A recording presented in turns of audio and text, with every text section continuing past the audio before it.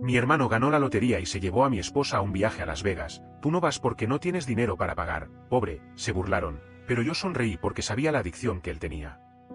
5 días después, ella me llama porque mi hermano está en problemas. Mi nombre es Sebastián, y todo empezó cuando éramos unos adolescentes, mi hermano Andrés y yo, en los pasillos de un colegio cualquiera en nuestra ciudad. Éramos 2 chicos normales, yo era el mayor por un año, siempre un poco más serio, más centrado. Andrés, en cambio, era el alma de la fiesta, el que siempre tenía una sonrisa pícara y una idea loca en la cabeza. Nos llevábamos bien, como hermanos que comparten todo, los videojuegos, las peleas por el control remoto, las bromas en la mesa. Pero había algo en Andrés que, con el tiempo, se convirtió en una sombra que lo siguió a todas partes, su obsesión por las apuestas. En el colegio, durante los recreos, los chicos se reunían en un rincón del patio, detrás de los salones, donde los profesores no solían pasar. Allí, con un par de barajas gastadas, jugaban póker. No era nada serio al principio, apuestas con monedas de baja denominación, caramelos, o incluso tareas que alguien prometía hacer por otro. Yo me unía de vez en cuando, más por curiosidad que por pasión. Me gustaba la emoción del juego, el cálculo rápido en la cabeza, la adrenalina de ganar una mano. Pero para mí, era solo eso, un juego. Siempre me guardaba algo de dinero para comprar un helado o ahorrar para algo que realmente quisiera, como unos audífonos nuevos o una salida con mis amigos. Andrés, en cambio, no podía parar. Para él, el póker no era un pasatiempo, era una necesidad. Sus ojos brillaban cuando barajaba las cartas, y su risa se volvía más aguda cuando ganaba una mano. Pero cuando perdía, que era más seguido de lo que él admitía, su cara se transformaba. Se ponía tenso, apretaba la mandíbula, y siempre decía lo mismo: la próxima vez, voy a recuperar todo. Al principio, los demás chicos se reían, pero con el tiempo, empezaron a mirarlo con una mezcla de lástima y cautela. Yo no me di cuenta de lo serio que era hasta que empezó a faltar a clases. Una tarde, cuando teníamos unos 16 años, lo vi escabullirse del colegio a la hora del almuerzo. Lo seguí, pensando que tal vez iba a comprar algo en la tienda de la esquina. Pero no. Lo vi entrar a un local oscuro, una especie de bar de mala muerte que todos sabíamos que era una fachada para cosas no muy legales. Cuando me asomé por la ventana, ahí estaba Andrés, sentado en una mesa con hombres que le doblaban la edad, con un cigarrillo en la boca y un montón de billetes frente a él. Estaba jugando póker, pero no como en el colegio. Esto era serio, y el aire en ese lugar olía a problemas. Esa noche, cuando llegamos a casa, lo enfrenté en nuestra habitación. ¿Qué carajos estás haciendo, Andrés? ¿En serio te estás metiendo en esas cosas? Él solo se rió, como si yo fuera un niño que no entendía el mundo. Relájate, Sebas. Solo es un juego. Si gano, voy a tener plata para lo que quiera. No te cansas de ahorrar cada peso como si fueras un viejo. Sus palabras me dolieron, pero más me preocupó la forma en que hablaba, como si no viera el peligro. Las cosas empeoraron con el tiempo. Andrés empezó a llegar tarde a casa, con los ojos rojos y el aliento a licor. A veces, pedía dinero prestado a nuestros padres, diciendo que era para un proyecto del colegio o para unos libros. Pero yo sabía la verdad. Una noche, lo vi revisando el cajón donde mi mamá guardaba sus ahorros. Cuando lo descubrí, me miró como un animal acorralado. No le digas nada, Sebas, por favor. Te juro que lo voy a devolver. No le dije nada a mis padres, no porque quisiera protegerlo, sino porque no quería romperles el corazón. Pero esa fue la primera vez que sentí que mi hermano, el mismo con el que había compartido tantas risas, se estaba convirtiendo en alguien que no reconocía. Cuando mis padres finalmente se enteraron, fue un desastre. Encontraron una deuda en una casa de apuestas clandestina a nombre de Andrés. No era una suma enorme, pero para nuestra familia, que vivía de los sueldos de 2 profesores, era un golpe duro. Mi papá lloró por primera vez frente a nosotros, no de tristeza, sino de rabia. Mi mamá, en cambio, se quedó en silencio, mirando a Andrés como si estuviera buscando al niño que solía ser. Lo llevaron a terapia con un psicólogo especializado en adicciones. Al principio, Andrés se resistió, diciendo que no necesitaba ayuda, que todos estaban exagerando. Pero con el tiempo, las sesiones parecieron funcionar. Dejó de desaparecer por las noches, volvió a sonreír como antes, y hasta empezó a hablar de planes para el futuro, como estudiar en la universidad y conseguir un buen trabajo. Cuando entramos a la universidad, pensé que lo peor había quedado atrás. Andrés y yo estudiábamos carreras diferentes, pero compartíamos el mismo grupo de amigos y salíamos juntos los fines de semana. Las fiestas eran nuestro escape, música a todo volumen, cervezas frías, y conversaciones que duraban hasta el amanecer. Fue en una de esas fiestas donde todo cambió, donde conocí a Fernanda. La vi entrar con Andrés, que la presentó como una amiga de una de sus clases. Fernanda era el tipo de persona que no pasa desapercibida.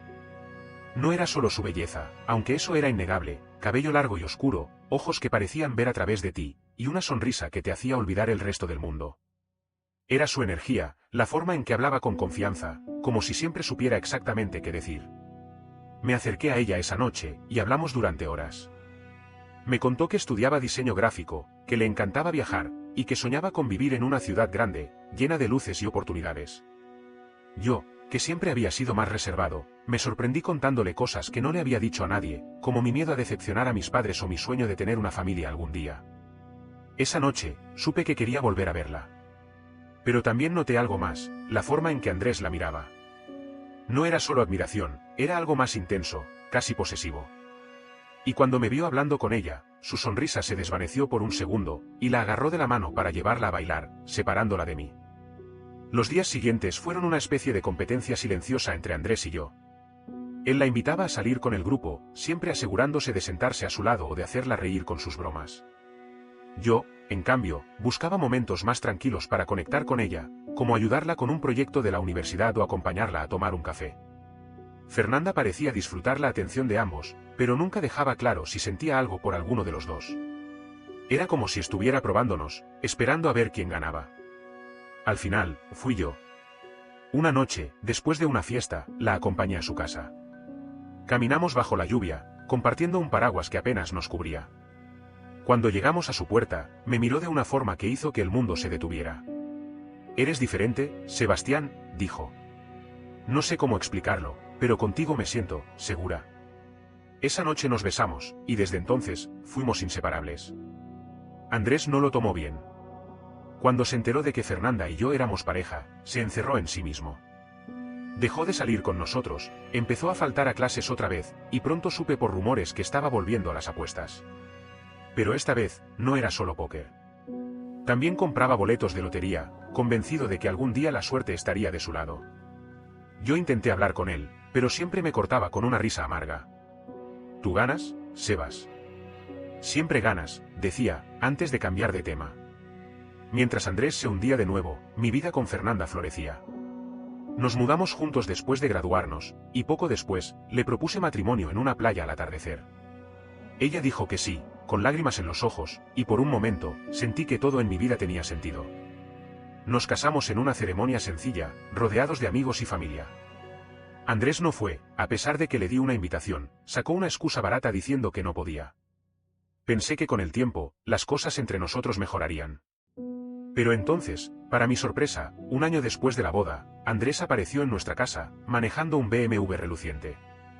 Su sonrisa era diferente, más arrogante. «Gané la lotería», dijo con una sonrisa burlona. Y entonces, todo cambió. Esa tarde, cuando entró a nuestra casa con esa sonrisa de ganador, supe que algo malo estaba por venir. No era solo el dinero, ni el carro, ni la forma en que se pavoneaba como si el mundo le perteneciera. Era la forma en que miró a Fernanda, mi esposa, como si ella fuera un trofeo que había venido a reclamar. «¿Ganaste la lotería, en serio?», le pregunté, tratando de mantener la calma. Estaba parado en la sala de nuestra casa, un apartamento modesto que Fernanda y yo habíamos decorado con esfuerzo. Las paredes tenían fotos de nuestro matrimonio, de nuestras vacaciones, de los días en que todo parecía perfecto. Andrés se dejó caer en el sofá, con las piernas abiertas, como si fuera el dueño del lugar. «Sí, Sebas. $2 millones, limpios, ¿te imaginas? Todo lo que soñé, ahora lo tengo», dijo, sacando un fajo de billetes del bolsillo de su chaqueta y lanzándolos al aire como si fueran confeti. Fernanda, que estaba a mi lado, soltó un pequeño grito de sorpresa, y sus ojos se iluminaron. No era codicia, o al menos eso quise creer en ese momento. Era más bien una mezcla de asombro y envidia, como si de repente viera en Andrés todo lo que nuestra vida juntos no podía ofrecerle. «¿Y cómo lo ganaste, un boleto de lotería?», pregunté, todavía incrédulo. Andrés siempre había sido un soñador, pero también un perdedor en todo lo que tuviera que ver con apuestas. Por eso, la idea de que realmente hubiera ganado algo tan grande me parecía imposible. «Un boleto que compré en la esquina, hermano». «La suerte me sonrió por fin», dijo, guiñándole un ojo a Fernanda. Ella se rió, y esa risa me dolió más de lo que esperaba. No era la risa que compartíamos cuando veíamos una película juntos o cuando hacíamos planes para el futuro. Era una risa nerviosa, casi coqueta, como si quisiera impresionar a Andrés. Intenté cambiar de tema, preguntándole qué planeaba hacer con el dinero, si iba a invertirlo, a comprar una casa, o tal vez a ayudar a nuestros padres, que todavía trabajaban duro para mantenerse. Pero Andrés no me dejó terminar. Se puso de pie, se acercó a Fernanda, y con una voz que parecía ensayada, dijo: «Vine a recuperar lo que es mío». El silencio que siguió fue tan pesado que sentí que el aire se volvía denso. Fernanda lo miró, confundida, pero no dijo nada. Yo di un paso adelante, poniéndome entre ellos. «¿De qué estás hablando, Andrés?». Mi voz salió más dura de lo que esperaba, pero no podía evitarlo.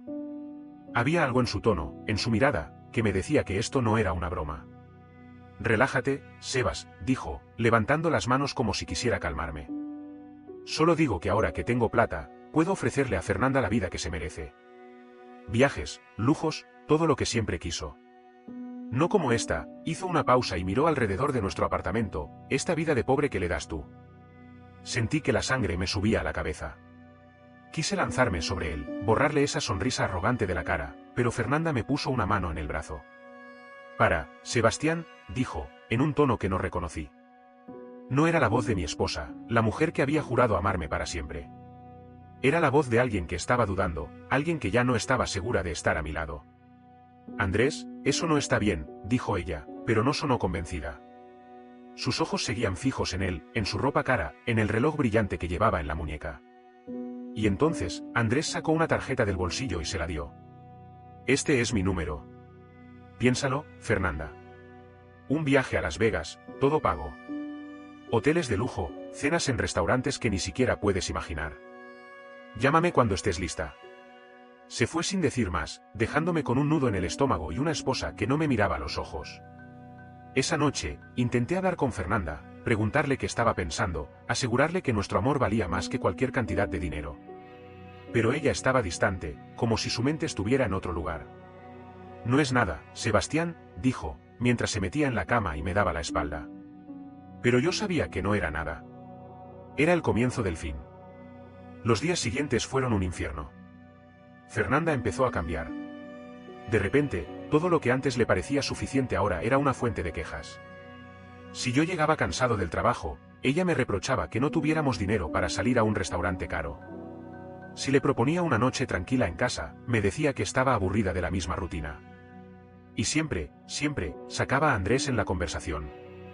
«¿Sabías que Andrés se hospedó en un hotel 5 estrellas la semana pasada?», decía, como si fuera un comentario casual. «Oh, Andrés dice que en Las Vegas puedes ganar millones en una noche si sabes jugar».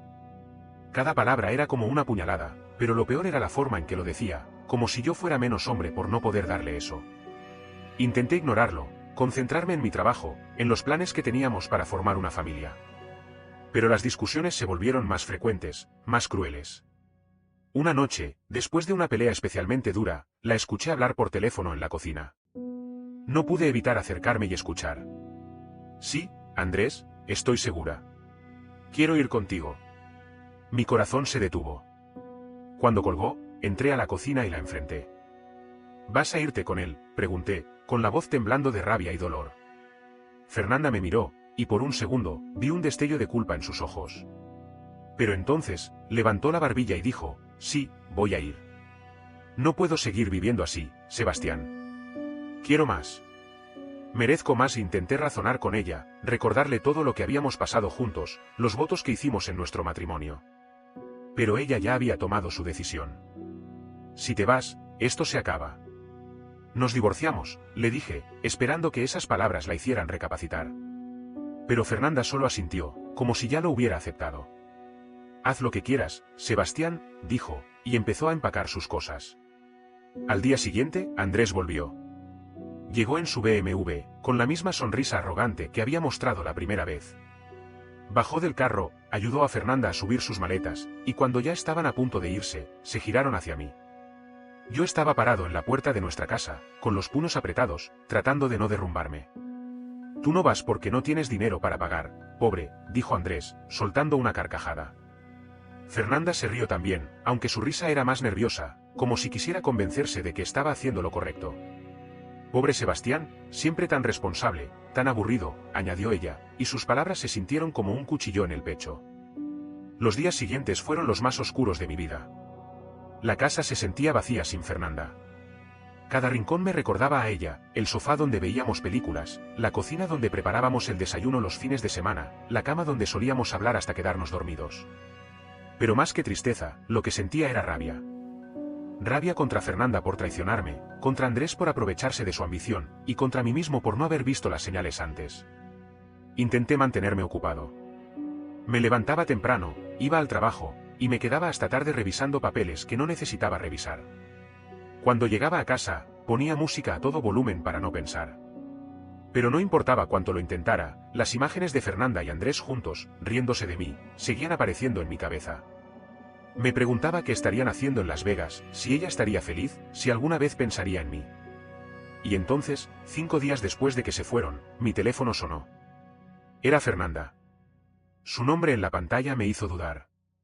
Una parte de mí quería ignorar la llamada, pero otra parte, la que todavía sentía algo por ella a pesar de todo, me obligó a contestar. Sebastián, dijo, con la voz rota, como si hubiera estado llorando. Necesito tu ayuda. Andrés. Andrés tiene un problema grave. No pude evitar reírme, aunque no era una risa de alegría. Era una risa amarga, cargada de todo el dolor que había acumulado esos días. ¿Qué pasó, Fernanda? Tu vida de lujo no resultó como esperabas, le dije, con más veneno del que pretendía. Ella sollozó al otro lado de la línea. Por favor, no hagas esto más difícil. Andrés está fuera de control. Está apostando todo el dinero en los casinos. Anoche perdió millones en una sola mesa. Intenté detenerlo, y me dio una bofetada. Me dijo que me fuera, que no lo molestara. Estoy sola, Sebastián. No sé qué hacer. Por un momento, me quedé en silencio, procesando sus palabras. Una parte de mí sintió lástima por ella, pero otra parte, la que todavía sangraba por su traición, se regocijó. ¿Y qué quieres que haga, Fernanda? Tú elegiste irte con él. Tú te reíste de mí, me llamaste pobre, me dejaste como si no valiera nada, ahora esperas que te salve. Lo siento, Sebastián, dijo, entre lágrimas. Fui una estúpida. No sabía lo que estaba haciendo. Por favor, ayúdame. Pero su voz, aunque sonaba sincera, no podía borrar lo que había hecho. Colgué el teléfono sin decir otra palabra, y por primera vez en días, sentí una chispa de satisfacción. No era felicidad, no todavía. Era el comienzo de algo diferente, la certeza de que ellos estaban pagando por lo que me habían hecho. Los 2 días siguientes fueron extrañamente tranquilos. Me concentré en mi rutina, levantarme temprano, ir al trabajo, revisar correos, atender reuniones. Mis compañeros notaron que estaba más callado de lo normal, pero nadie preguntó. Supongo que mi cara decía suficiente. En casa, evitaba mirar las fotos de Fernanda que todavía colgaban en las paredes. No las había quitado, no porque quisiera aferrarme a ella, sino porque aún no tenía la energía para enfrentar esos recuerdos. Pero cada noche, antes de dormir, me repetía lo mismo: Sebastián, tú vales más que esto. Ellos no. Entonces, exactamente 7 días después de que Fernanda y Andrés se fueron a Las Vegas, mi teléfono volvió a sonar. Era ella otra vez. Esta vez, no dudé en contestar, no porque quisiera ayudarla, sino porque quería escuchar hasta dónde había caído. Sebastián, por favor, no me cuelgues, dijo de inmediato, con la voz temblorosa. Estoy desesperada. No tengo nada, ni un peso. Andrés. Andrés lo perdió todo. No pude evitar soltar una risa seca. Todo, ¿qué pasó con los millones, Fernanda? No que ibas a vivir como reina. Mi tono era cruel, lo sabía, pero no me importaba. Ella se lo había buscado. Entre sollozos, Fernanda me contó la historia. Después de la primera noche en que Andrés perdió más de $1 millón en una mesa de póker, no paró. Era como si algo se hubiera encendido dentro de él, una fiebre que lo consumía. Cada vez que perdía, doblaba la apuesta, convencido de que la próxima mano lo salvaría. Fernanda intentó razonar con él, pero él la ignoraba o la insultaba. La segunda noche, cuando ella le gritó que parara, él la empujó contra una pared y le dijo que no era más que una oportunista que se había subido a su carro por el dinero. Me llamó cosas horribles, Sebastián, dijo, con la voz quebrada. Y luego, ayer, apostó lo último que le quedaba, hasta el carro. Lo perdió todo. Ahora está en la calle, borracho, durmiendo en una esquina como un vagabundo. Por un momento, imaginé a Andrés, el mismo que se había burlado de mí, tirado en una acera de Las Vegas, con la ropa sucia y los ojos vacíos. Y no sentí lástima. Sentí justicia. ¿Y tú dónde estás?, le pregunté, más por curiosidad que por preocupación. En la calle, respondió. No tengo dinero para el pasaje de vuelta. No tengo nada. Por favor, Sebastián, ayúdame a regresar. Te juro que lo siento, que fui una estúpida, que quiero volver contigo. Podemos arreglar esto, podemos ser como antes. Esas palabras, podemos ser como antes, me dieron náuseas. ¿Como antes? Antes de que me traicionara, de que se riera de mí, de que eligiera a mi hermano por un puñado de billetes. Solté una carcajada, una risa fuerte y genuina que sorprendió hasta a mí mismo. ¿Volver contigo? Fernanda, tú destruiste todo. Te fuiste con él, te burlaste de mí, me llamaste pobre y ahora quieres que te saque del desastre que tú misma armaste. No, Fernanda. Quédate en Las Vegas. Quédate con tu decisión. Sebastián, por favor, suplicó, pero su voz ya no tenía el poder de antes. Sonaba patética, como alguien que había perdido toda dignidad. No tengo a nadie más. Mis padres no pueden ayudarme, mis amigos no saben nada de esto. Eres mi única esperanza. Entonces, busca otra esperanza, dije, y colgué. Apagué el teléfono, lo tiré sobre el sofá, y me quedé mirando el techo. Por primera vez en semanas, sentí una calma absoluta. No era solo que Fernanda estuviera pagando por su traición, ni que Andrés hubiera caído en el mismo pozo del que pensé que había escapado. Era que yo, Sebastián, estaba eligiendo no ser su salvador. Estaba eligiendo a mí mismo. Los días siguientes fueron un torbellino. Contacté a un abogado amigo, Mauricio, y le pedí que empezara a preparar los papeles del divorcio. No quería alargar esto más de lo necesario. Quería cortar cualquier lazo con Fernanda, borrar su nombre de mi vida como si nunca hubiera existido. Mauricio me advirtió que el proceso podía tomar tiempo, especialmente si Fernanda decidía pelear, pero yo estaba decidido. No va a pelear, le dije. No tiene nada con qué pelear. Mientras tanto, intenté reconstruir mi rutina. Volví a salir con amigos, aunque al principio me sentía fuera de lugar. Ellos sabían lo que había pasado, o al menos una versión resumida, y trataban de animarme con bromas o invitaciones a bares. Poco a poco, empecé a disfrutar de esas noches, a reír de verdad, a sentir que la vida seguía, incluso sin Fernanda. Entonces, una semana después de la última llamada, sonó el timbre de mi apartamento. Era una mañana de sábado, y yo estaba tomando café, revisando unos correos en mi laptop. Pensé que era el vecino, o tal vez un repartidor, pero cuando abrí la puerta, ahí estaba ella. Fernanda. Estaba más delgada, con ojeras profundas y el cabello desordenado. Llevaba una maleta vieja, y sus ojos estaban rojos, como si hubiera llorado todo el camino desde el aeropuerto. Sebastián, dijo, con la voz temblorosa. Por favor, déjame entrar. Necesito hablar contigo. Intenté cerrar la puerta, pero ella puso la mano en el marco, desesperada. No, por favor, escúchame. Lo siento tanto. Fui una idiota, una ciega. No sé qué me pasó, pero te juro que he aprendido la lección. Quiero volver contigo, quiero arreglar esto. La miré, y por un segundo, vi a la Fernanda de antes, la que me hacía reír, la que me abrazaba en las noches frías, la que soñaba conmigo. Pero esa Fernanda ya no existía. La mujer frente a mí era una desconocida, alguien que había elegido el dinero sobre el amor, la traición sobre la lealtad. No hay nada que arreglar, dije, con una calma que me sorprendió. Tú tomaste tu decisión, y yo tomé la mía. Vete, Fernanda.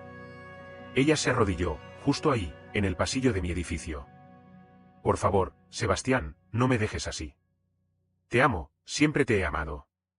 Fui débil, pero puedo cambiar. Dame una oportunidad. Las lágrimas corrían por su cara, y su voz era un lamento que probablemente habría roto el corazón de cualquiera. Pero no el mío. No después de todo. No te amo, Fernanda, dije, y esas palabras salieron con una claridad que me liberó. No quiero verte nunca más. Los papeles del divorcio te llegarán pronto.